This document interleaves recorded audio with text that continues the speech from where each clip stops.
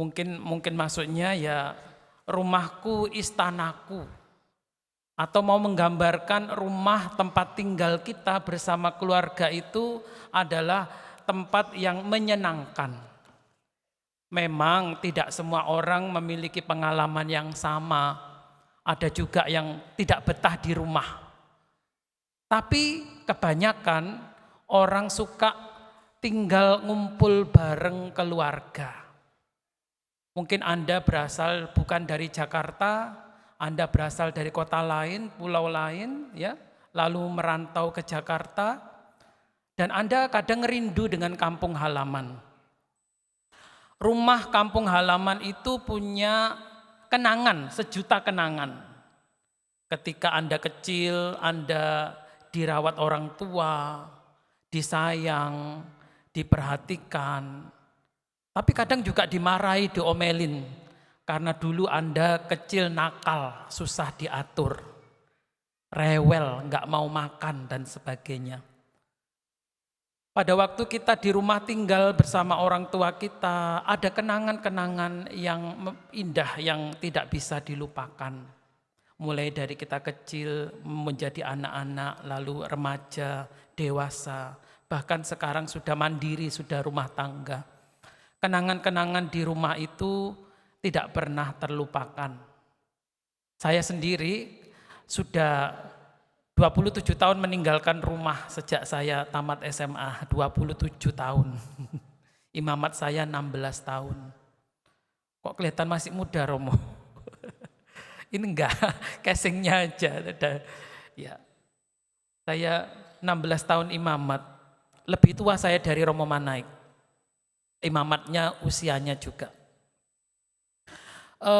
Ketika saya cuti begitu ya, kami cuti kalau di luar Jawa cutinya 2 tahun sekali.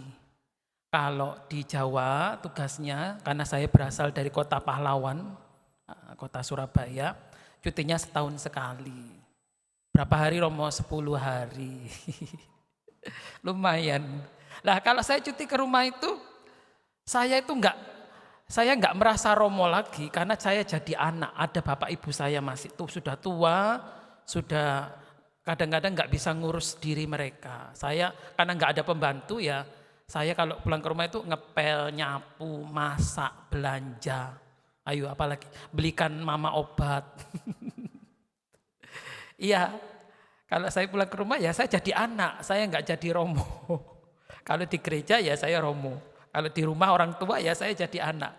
Tapi anak yang sekarang harus melayani mereka.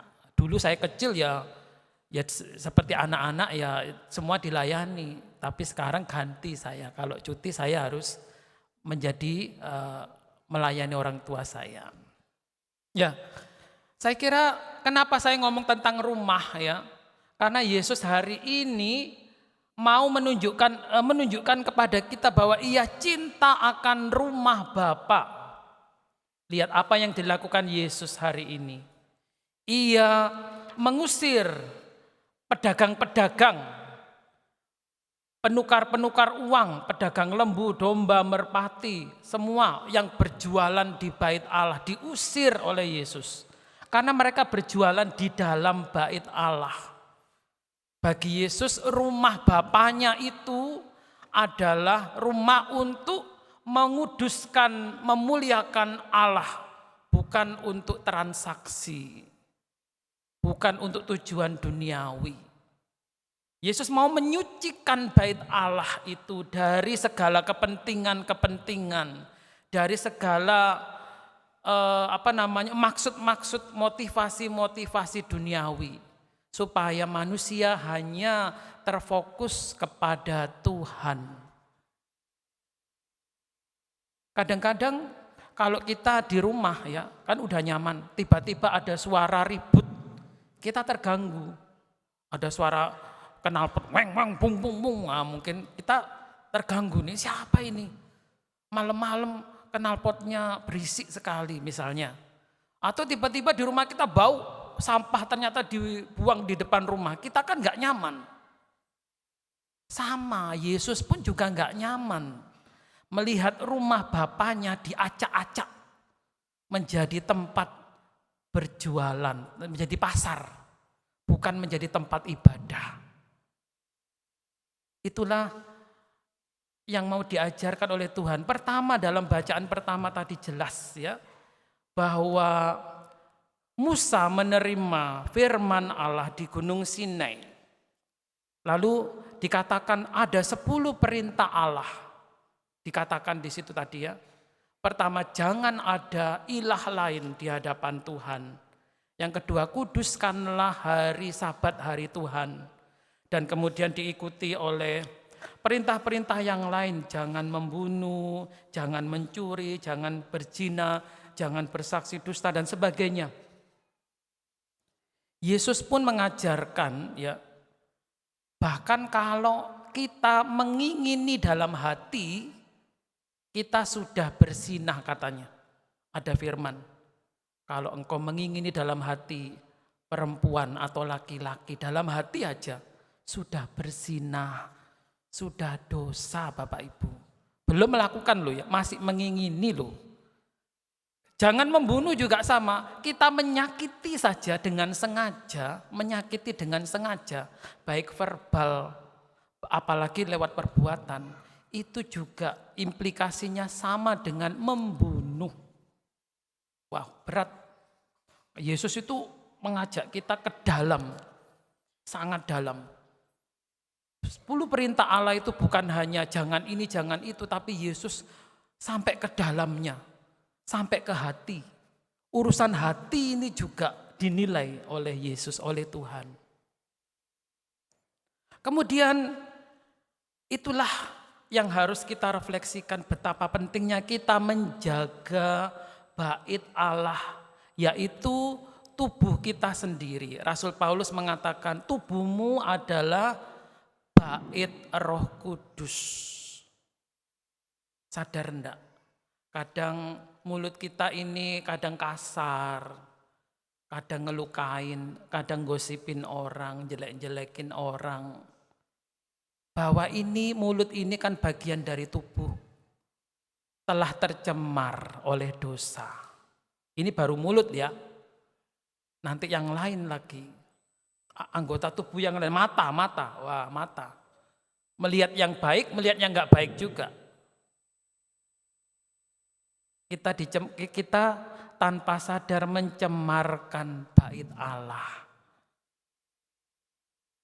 Kita juga hati kita kadang tercemar juga oleh nafsu, oleh keinginan yang enggak teratur, oleh kehendak sendiri dan sebagainya.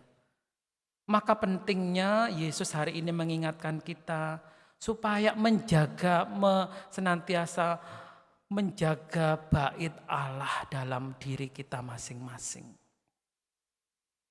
Kalau rumah Anda kotor, bersihkanlah.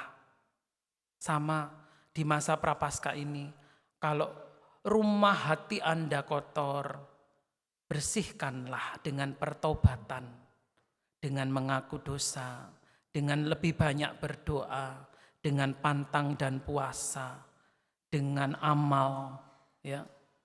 Itu semua adalah obat untuk mengatasi kecenderungan-kecenderungan dosa. Penting sekali masa Prapaskah kita berdoa lebih sungguh-sungguh lagi, mohon pertobatan, berpantang dan puasa dari kejahatan, serta beramal kasih kepada sesama yang sangat membutuhkan. Beberapa hari yang lalu saya pulang dari Tanah Suci, dari Holy Land ya, saya mengunjungi tembok ratapan. Bapak Ibu yang pernah ke sana masih ingat tembok ratapan. Di sana orang Yahudi bersembahyang, beribadah. Ada yang menangis, ada yang memuji Tuhan, ada yang mengucapkan Torah, dan seterusnya. Kenapa tembok itu disentuh lalu dipakai untuk berdoa? Tembok ratapan atau tembok barat Yerusalem itu dulunya itu adalah ruang bait, ruang maha kudus, ruang maha kudus. Sehingga kiblatnya orang Yahudi itu ke situ, ke tembok ratapan. Karena di situ dulu ruang maha kudus pernah ada didirikan, tapi hancur. dihancurkan oleh tentara Romawi, lalu dihancurkan lagi oleh perang-perang begitu ya. Sekarang mereka berminta supaya bait Allah Yerusalem didirikan lagi. Mereka berdoa. Saya melihat bahwa ternyata bait Allah itu adalah sentral bagi orang Yahudi, pusat. Maka orang Yahudi setiap tahun harus ke bait Allah untuk berdoa di sana, mempersembahkan korban dan seterusnya. Wajiban. Karena itu pusat kehidupan agama mereka. Maka saya mengerti kenapa Yesus marah, kenapa Yesus mengusir pedagang-pedagang dan penukar-penukar uang. Karena mereka tidak menjadikan lagi pusat hidup bait Allah yang suci itu, tetapi justru menjadi pusat keduniawian. Di sini saya bisa memahami, kita berusaha merefleksikan bahwa dalam kehidupan kita ini kita diajak untuk menyembah Allah dalam roh dan kebenaran. Dalam Injil Yohanes yang lain dikatakan menyembah Allah dalam roh dan kebenaran. Apa artinya? Kita harus meninggalkan segala sesuatu yang memperbudak kita. Tadi bacaan pertama, bangsa Israel dibebaskan dari perbudakan Mesir. Kita pun juga sama, harus bebas dari perbudakan dosa. Bebas dari hamba dosa dan menjadi anak Allah. Orang zaman sekarang mungkin lebih senang menjadi hamba dosa. Berbuat dosa itu enak, Romo. Iya kan? Tapi menjadi anak Allah itu salibnya berat. Ya kan? Salibnya berat. Tapi kita harus keluar dari kenyamanan perbudakan dosa itu. Supaya kita selamat. Sampai ke tanah terjanji Yerusalem surgawi. Kita harus meninggalkan perbudakan kegelapan dosa, masuk ke Yerusalem surgawi. Saudara-saudari, mari kita melihat diri kita masing-masing, hidup kita masing-masing. Kita tata kembali hidup kita, hati kita. Kalau sudah berbelok, luruskan.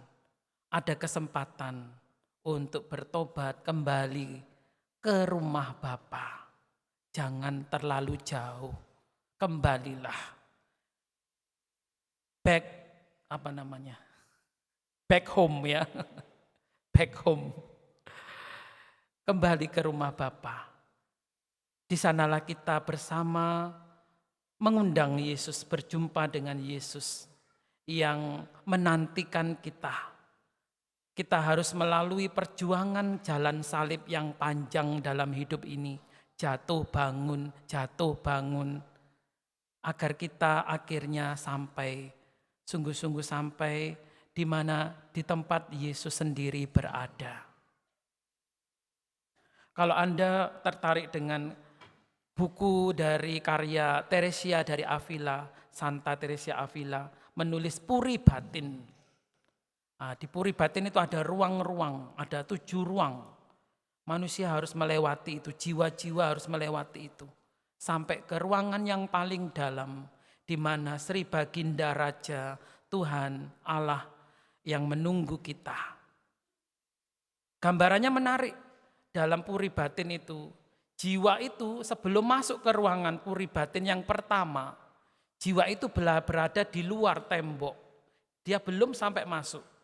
Jiwa ini mengalami kebutaan. Seperti orang buta, orang tuli, orang lumpuh. Itu akibat dosa, jiwa menjadi buta, tuli, dan lumpuh.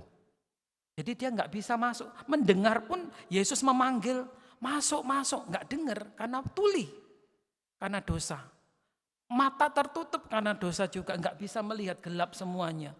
Padahal di kanan kirinya ada ular berbisa, ada kalajengking, itulah iblis yang menyengat jiwa. Manusia yang masih meringkuk dalam kegelapan dosa seperti itu. Jiwa seperti jiwanya matanya tertutup, telinganya tertutup dan lumpuh. Maka kita harus mulai membersihkan pelan-pelan kotoran-kotoran jiwa yang menutupi, kotoran dosa yang menutupi telinga jiwa kita, mata jiwa kita. Kemudian kita belajar untuk meninggalkan, untuk bergerak meninggalkan kegelapan, masuk lebih dalam lagi, masuk ke ruangan-ruangan di mana Tuhan menunggu kita. Semakin kita rajin membersihkan diri, semakin telinga kita mendengar suara Tuhan.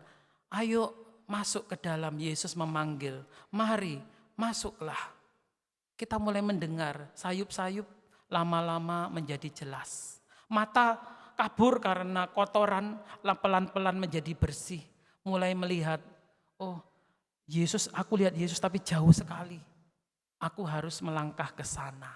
Itu kira-kira gambaran puri batin, menggambarkan jiwa bersatu dengan Tuhan itu perlu usaha yang ekstra. Ya, enggak hanya biasa-biasa saja. Kita harus berjuang sungguh-sungguh. Saudara-saudari yang terkasih, mungkin kalau saya bicara lebih panjang lagi sampai besok malam enggak selesai.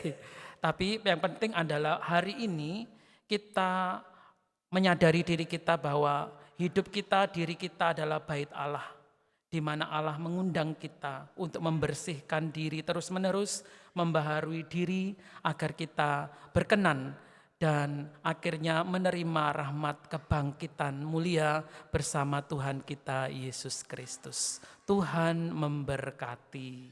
Amin.